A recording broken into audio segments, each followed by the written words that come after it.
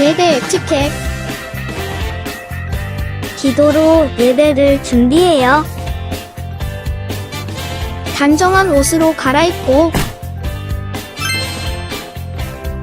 성경책을 준비해요. 하나님께 드릴 헌금을 준비해요.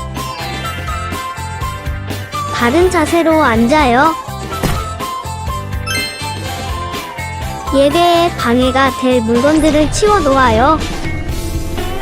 예배 중엔 옆 사람과 대화하지 않아요. 소리 높여 찬양하고 예배를 정성 다해 드려요.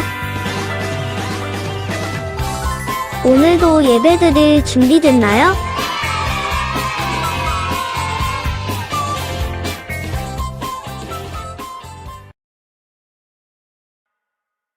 One, two, 3, 4.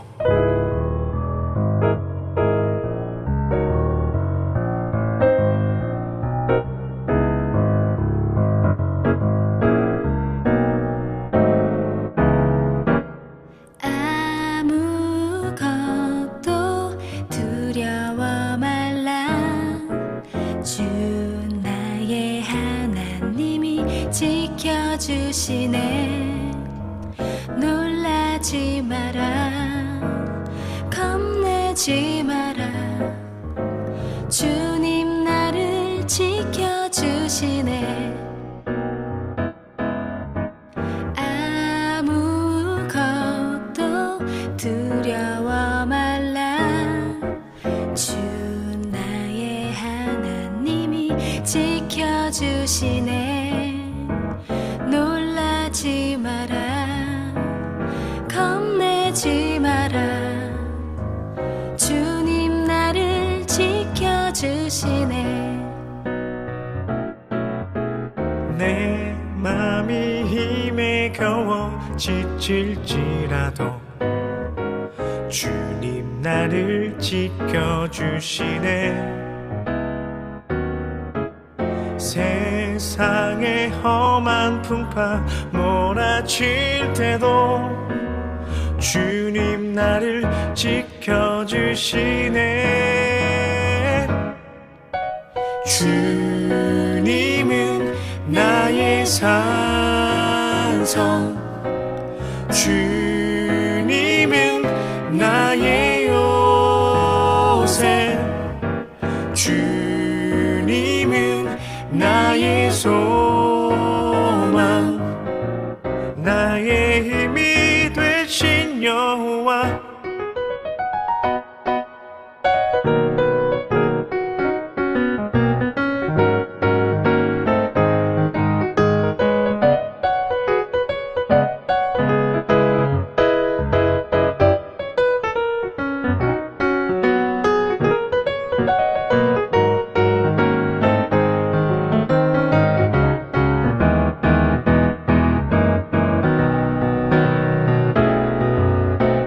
내 맘이 힘에 겨워 지칠지라도 주님 나를 지켜주시네. 세상의 험한 풍파 몰아칠 때도 주님 나를 지켜주시네. 주님은 나의 산성, 주님은 나의 요새, 주님은 나의 소망, 나의 힘이 되신 여호와. 주님은 나의 산성, 주님은 나의 요새, 주님은 나의 소망, 나의 힘이 되신 여호와. 나의 힘이 되신 여호와. 나의 힘이 되신 여호와.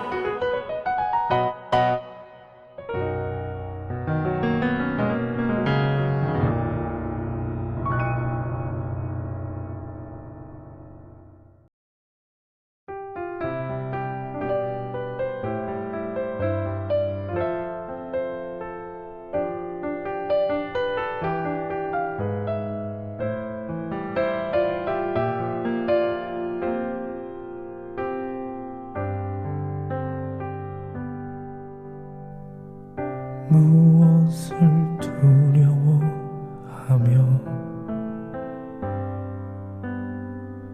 무엇을 괴로워하며 왜 울고 있느냐. 나는 너의 여호와니라. 보라, 넘어진 자를 붙들고, 보라, 상처난 자를 감싸주시고 고쳐주시며 약한 자를 강하게 하였노라. 초라한 내 시작의 그 끝은 장대하리라. 구하고 또 구하라. 신실하신 그분 여호와, 거친 너의 고난의 그 끝에 함께하리라. 구하고 또 구하라. 반드시 널 안고 돌보시리라.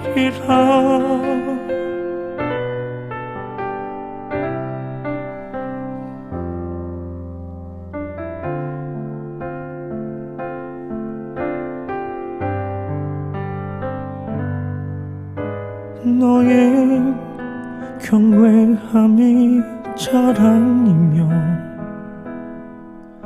너의 그 소망이 온전한 길임에 나를 구하라. 내가 너를 강하게 하였노라. 초라한 내 시작의 그 끝은 장대하리라. 구하고 또 구하라. 신실하신 그분 여호와, 거친 너의 고난의 그 끝에 함께하리라. 구하고 또 구하라. 반드시 널 안고 돌보시리라.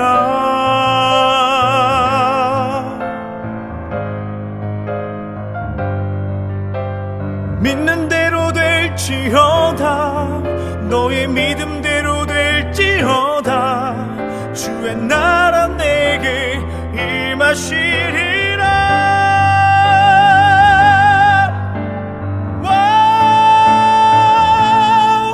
초라한 내 시작의 그 끝은 장대하리라. 구하고 또 구하라. 신실하신 그분 여호와, 거친 너의 고난의 그 끝은 장대하리라. 구하고 또 구하라. 반드시 널 안고 돌보시리라. 반드시 널 안고 돌보시리라.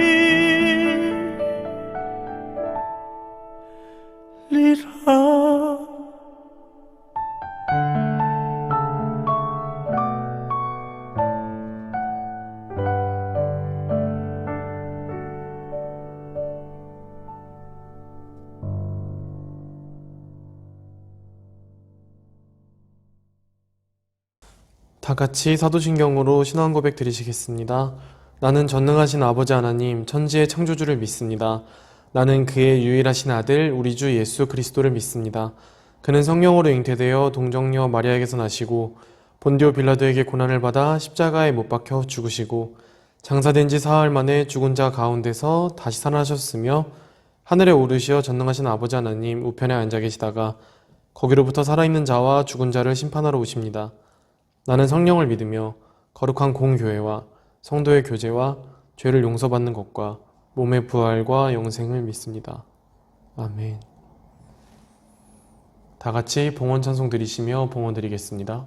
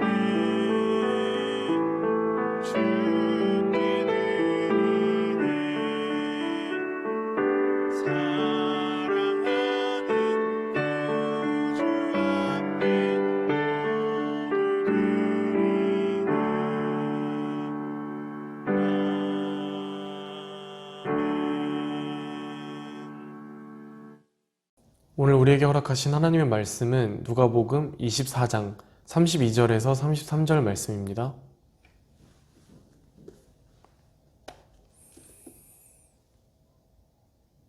다 같이 한 목소리로 읽겠습니다.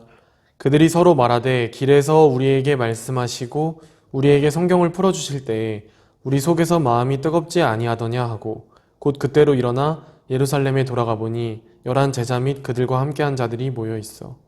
아멘. 여러분, 전에도 이야기한 적이 있는 것 같은데 저는 어릴 때 편식을 하는 아이였어요. 여러 가지를 잘 못 먹었는데 그 중에서 가장 못 먹었던 것 중에 하나가 삶은 계란이었어요.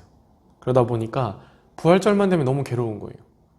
삶은 달걀을 무조건 주니까 이걸 어떻게 먹어야 되나 라는 고민을 했던 게 기억이 나요. 어느 날 부활절에 유럽에 가게 됐는데 들어보니까 유럽은 삶은 계란을 안 주고 병아리를 주는 경우도 있다더라, 이런 이야기를 들어서 너무 기대가 됐어요. 삶은 계란은 안 좋아하는 주제에 병아리는 좋아했거든요. 그래서 갔는데 결론부터 얘기하면 병아리를 주진 않았어요. 그런데 삶은 계란을 준 것도 아니었어요. 자그마한 물건에 그림이 새겨져 있는 걸 받았는데 너무 그림이 좋아서 이 선물을 받고 기분이 좋았던 기억이 나요. 이 선물에 새겨져 있던 그림이 뭐였냐면 부활절 아침 무덤으로 달려가는 제자들이라는 그림이에요. 인터넷에 찾아볼 수 있으면 찾아보면 좋겠어요. 이게 부활절 아침에 베드로와 요한이 예수님의 빈 무덤에 대한 이야기를 듣고 무덤으로 달려간다는 그림인데 표정을 보면 간절함, 놀라움 이런 게 뒤섞인 표정을 굉장히 잘 묘사했다는 걸 알 수 있어요. 그래서 너무 좋아가지고 그 다음 유럽 갔을 때 직접 찾아가서 이 그림을 봤던 기억이 나요. 오늘 성경 속에도 비록 이 베드로와 요한은 아니지만 두 제자가 엠마오로 가고 있는 장면이 나와요. 우리는 흔히 예수님의 제자라고 하면 12제자를 떠올리지만 예수님에게는 훨씬 많은 제자들이 있었어요. 그 제자들 중에 2명이 엠마오로 가고 있었는데 바로 그 장면에 대한 묘사가 오늘 성경 속에 나와요. 제가 읽을게요. 그날에 그들 중 둘이 예루살렘에서 25리 되는 엠마오라 하는 마을로 가면서 이 모든 된 일을 서로 이야기하더라. 그들이 서로 이야기하며 문의할 때에 예수께서 가까이 이르러 그들과 동행하시나 그들의 눈이 가리어져서 그인 줄 알아보지 못하거늘 예수께서 이르시되 너희가 길 가면서 서로 주고받고 하는 이야기가 무엇이냐 하시니 두 사람이 슬픈 빛을 띠고 머물러 서더라. 아멘. 그러니까 2명의 제자가 예루살렘을 향해 가고 있는데 어떤 사람이 불쑥 나타나서 이야기 속에 끼어든 거예요. 도대체 무슨 이야기를 하고 있냐? 라고 물어본 거예요. 그런데 아이러니하게도 이 사람들은 마침 예수님에 대해서 이야기하고 있었고 또 마침 그곳에 나타난 분이 예수님이었던 거예요. 여러분도 생각해보면 좋을 것 같아요. 만약에 여러분이 예를 들면 제 이야기를 하고 있는데 제가 뒤에서 나타났어요. 여러분은 기분이 어땠겠어요? 아마 저인지 알아차렸다면 깜짝 놀랐겠죠. 근데 문제는 이 사람들은 뒤에 나타난 분이 예수님이라는 걸 몰랐기 때문에 다른 감정을 느꼈어요. 어떤 감정이었냐면 슬픔이었어요. 그럼 왜 슬픔을 느꼈냐? 바로 그 다음 구절에 왜 슬픔을 느꼈는지가 나와요. 제가 읽을게요. 그 한 사람인 글로바라 하는 자가 대답하여 이르되 당신이 예루살렘에 체류하면서도 요즘 거기서 된 일을 혼자만 알지 못하느냐? 이르시되 무슨 일이냐? 이르되 나사렛 예수의 일이니 그는 하나님과 모든 백성 앞에서 말과 일에 능하신 선지자이거늘 우리 대제사장들과 관리들이 사형 판결에 넘겨주어 십자가에 못 박았느니라. 우리는 이 사람이 이스라엘을 속량할 자라고 바랐노라. 아멘. 그러니까 쉽게 설명하면 예수님께서 대단한 분이셨고 이분이 이스라엘을 구원할 거라고 믿었는데 대제사장들과 관리들이 예수님을 십자가에 못 박아버렸다. 이제 모든 것들이 끝나버렸다라는 이야기를 한 거예요. 또 이어서 이야기를 하는데 제가 읽을게요. 이뿐 아니라 이 일이 일어난 지가 사흘째요. 또한 우리 중에 어떤 여자들이 우리로 놀라게 하였으니 이는 그들이 새벽에 무덤에 갔다가 그의 시체는 보지 못하고 와서 그가 살아나셨다 하는 천사들의 나타남을 보았다 함이라. 또 우리와 함께한 자 중에 두어 사람이 무덤에 가 과연 여자들이 말한 바와 같음을 보았으나 예수는 보지 못하였느니라 하거늘. 아멘. 그러니까 방금 말한 그 예수님의 십자가 사건이 일어난 지 사흘째다 이렇게 나오는데 사흘은 어느 정도의 기간일까요? 우리가 흔히 사자가 들어가니까 4일인가 생각할 수 있는데 3일이에요. 3일이 지난 거예요 이미. 예수님의 십자가 사건으로부터. 이때 어떤 여인들이 예수님의 무덤에 찾아갔는데 가보니까 예수님의 시체는 온데간데 없고 거기에 천사들이 있었다는 거예요. 그리고 천사들이 예수님께서 부활하셨다는 소식을 전해줬다는 거예요. 그래서 이 사람들이 뛰어와서 다른 제자들에게 예수님께서 부활하셨다는 소식을 전했어요. 만약에 누군가가 여러분에게 와서 내가 어떤 사람의 무덤에 갔는데 무덤이 비어있고 천사들이 그 사람이 부활했다고 하더라 이런 이야기를 하면 여러분은 뭐라고 생각할 것 같아요? 이게 예수님의 이야기가 아니라면 쉽게 믿을 수 없겠죠. 어쩌면 제정신이 아니라고 생각했을지도 몰라요. 또 어쩌면 간절히 바라기 때문에 그 집단 무의식이라는 게 있는데 그런 거에 의해서 환상을 본 게 아닌가 라는 생각을 했을지도 모르겠어요. 그런데 이 사람들은 예수님을 사랑했기 때문에 직접 확인하러 가본 거예요. 그 중에 일부가 확인하러 가봤고 실제로 무덤이 비어있다는 걸 확인했던 거예요. 자, 여기서 질문인데 지금 엠마오로 가는 두 제자, 이 제자들은 예수님의 무덤이 비었다는 것을 알았을까요? 몰랐을까요? 알았겠죠. 알았으니까 지금 예수님께 이야기하는 거잖아요. 예수님의 무덤이 비었다는 이야기를 들었다고. 네. 그러면은 예수님의 무덤이 비었다는 사실을 알매도 불구하고 왜 예루살렘을 떠나야만 했을까요? 이 사람들은 바로 예수님의 무덤이 비었다는 사실은 알았지만 예수님께서 부활하셨다고는 생각하지 못했기 때문이에요. 이런 제자들에게 예수님께서 말씀하시는데 뭐라고 말씀하셨냐면 바로 다음 구절이에요. 제가 읽을게요. 이르시되 미련하고 선지자들이 말한 모든 것을 마음에 더디 믿는 자들이여 그리스도가 이런 고난을 받고 자기의 영광에 들어가야 할 것이 아니냐 하시고 이에 모세와 모든 선지자의 글로 시작하여 모든 성경에 쓴 바 자기에 관한 것을 자세히 설명하시니라. 아멘. 그러니까 예수님께서는 성경에 쓰인 말씀들을 통해서 예수님께서 받으신 고난과 영광에 대해서 설명해 주신 거예요. 그랬더니 이 사람들이 예수님의 말씀이 너무 좋아서 같이 머물길 원했어요. 또 마침 날이 저물어서 어딘가에 들어가야 하는 순간이 오니까 이 두 제자가 예수님을 모시고 밥 먹으러 간 거예요. 가서 밥을 먹을 때 예수님께서 떡을 떼어 주셨는데 바로 이 순간 이 사람들이 지금 우리에게 떡을 떼어 주신 이분이 예수님이시구나 라는 걸 깨달은 거예요. 깨닫고 나서 보니까 예수님께서 그 자리에 계시지 않았어요. 그럼 이때 이 사람들의 마음이 어땠냐라는 게 바로 다음 장면에 나와요. 제가 읽을게요. 그들이 서로 말하되 길에서 우리에게 말씀하시고 우리에게 성경을 풀어주실 때에 우리 속에서 마음이 뜨겁지 아니하더냐 하고. 아멘. 그러니까 예수님께서 말씀을 전해주실 때 이 사람들의 마음이 뜨거웠다는 거예요. 원문에 보면 그냥 뜨거운 정도가 아니에요. 마음이 불타는 것과 같다라고 설명하고 있어요. 그럼 이 사람들의 마음이 정말 그렇게 불타듯이 뜨거웠다는 걸 어떻게 알 수 있냐? 다음 구절에 나와요. 곧 그때로 일어나 예루살렘에 돌아가 보니 11 제자 및 그들과 함께한 자들이 모여 있어. 아멘. 그러니까 곧 그때로 일어난 거예요. 좀 시간을 보면 저녁 식사 시간이에요. 저녁을 먹다 말고 곧 그때로 바로 일어났다는 거예요. 뭐 만약에 옆집으로 가는 거면 까짓거 그럴 수 있죠. 가까운 거리니까. 엠마오로부터 예루살렘까지는 약 12km의 거리였어요. 여러분도 알겠지만 12km면 꽤 먼 거리예요. 근데 어두운 시간에, 그것도 저녁 먹다 말고 12km의 길을, 불도 없는 길을 걸어간다? 이건 절대 쉬운 게 아니에요. 사람의 마음을 완전히 이해할 수는 없지만 행동을 보면 그 사람의 마음을 어느 정도는 알 수 있잖아요. 마음이 정말 뜨거웠던 거예요. 여러분도 한번 생각해보면 만약에 데이트를 한다고 해봐요. 그러면은 좀 거리가 멀다고 해서 롱디라고 했을 때 정확하게, 내가 손해볼 수 없으니까 정확하게 딱 절반 지점, 거리를 재서 절반 지점에서 만나자, 이러겠어요? 보통 그러지 않죠. 만나고 싶은 마음에 한달음에 달려가잖아요. 바로 이 사람들도 그랬던 거예요. 마음이 너무나 뜨거워서, 이 부활의 주님을 만난 이후에는 너무나 마음이 뜨거워서 예루살렘으로 달려갔던 거예요. 우리가 기억해야 할 건 이 사람들이 예루살렘을 떠나서 엠마오로 향하던 길이었다는 거예요. 왜 예루살렘을 떠났냐? 이 사람들에게 예루살렘은 굉장한 고통을 주는, 또 절망을 떠올리게 하는, 또 두렵게 하는 도시였어요.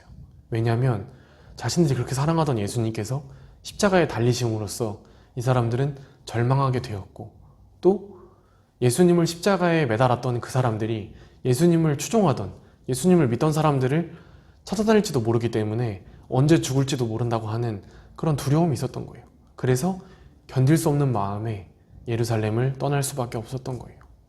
그리고 부활의 주님을 만났을 때 다시 예루살렘으로 돌아가는 용기를 얻었던 거예요.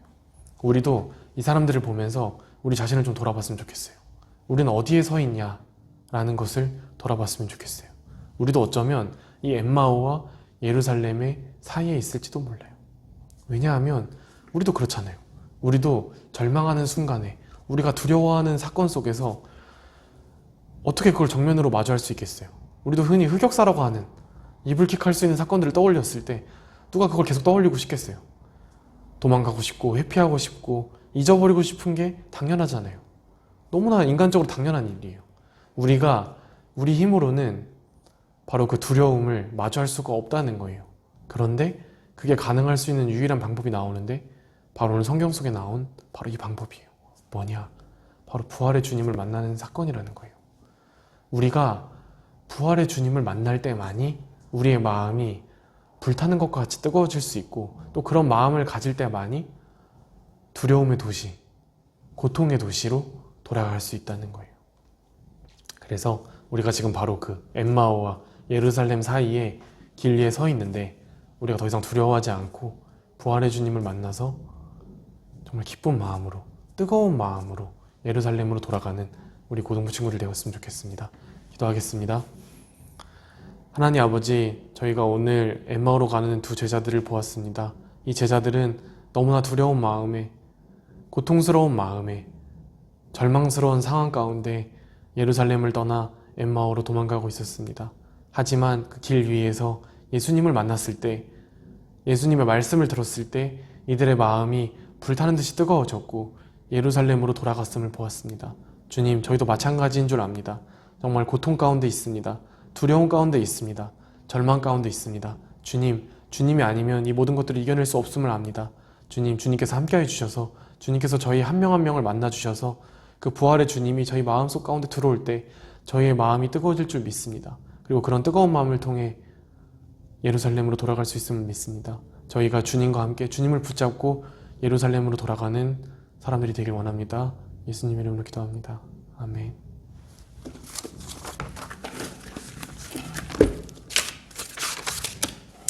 다 같이 주기도문 드리심으로 예배 마치겠습니다. 하늘에 계신 우리 아버지, 아버지의 이름을 거룩하게 하시며 아버지의 나라가 오게 하시며 아버지의 뜻이 하늘에서와 같이 땅에서도 이루어지게 하소서. 오늘 우리에게 일용할 양식을 주시고 우리가 우리에게 잘못한 사람을 용서하여 준 것 같이 우리 죄를 용서하여 주시고 우리를 시험에 빠지지 않게 하시고 악에서 구하소서. 나라와 권능과 영광이 영원히 아버지의 것입니다. 아멘.